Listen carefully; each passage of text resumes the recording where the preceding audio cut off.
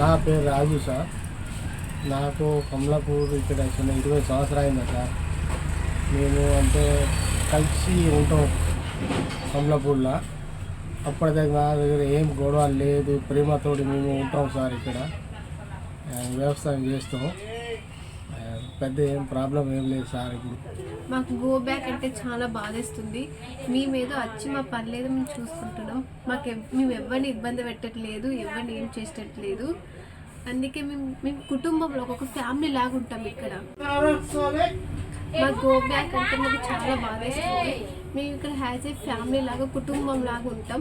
మేము ఎవరిని హాని చేయము. అండ్ మేము ఎన్ని సంవత్సరాల నుంచి ఉంటాం, మినిమం 20 years అవుతుంది. చూడండి, నాకు తెలుగు కూడా అంటే ఎంత చాలా బాగా వస్తుంది ఇక్కడ. అండ్ మేము జస్ట్ ఇక్కడ గాజు ఒక fancy store and sweet shop పెట్టుకున్నాము. అది చాలా బాగా. అండ్ నేను రిక్వెస్ట్ చేస్తున్నా రేవంత్ రెడ్డి సార్కి, మమ్మల్ని గో బ్యాక్ చేయకుండా అంటే ఇక్కడ నుంచి పంపించకండి. మేము అంటే ఇక్కడనే ఉండి బిజినెస్ చేస్తాము. నా పేరు మాణిక్ చంద్.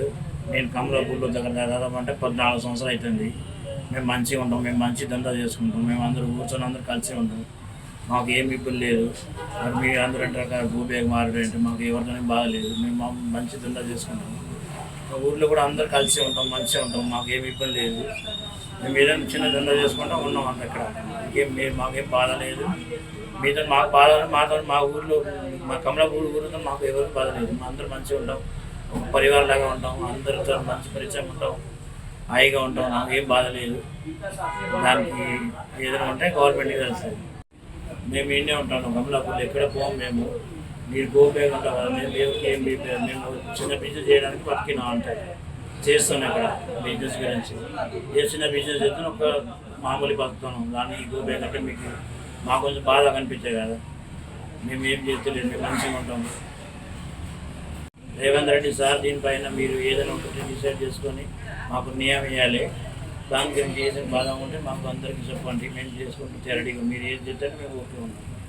ఎవరో హైదరాబాద్లో ఒకళ్ళు తప్పు చేసి అందరికీ ఇబ్బంది పెట్టడం వద్దున్నా, ఇది మంచిది కాదు. ఏదో చిన్న దానికి ఇంత పెద్ద పెంచవద్దు. మన భారతదేశం ఎక్కడైనా కలిసి మధ్య ఉండాలి. మేము చేసేది వ్యాపారం, మాకు అధికారం కావాలని మేము అడిగలేము.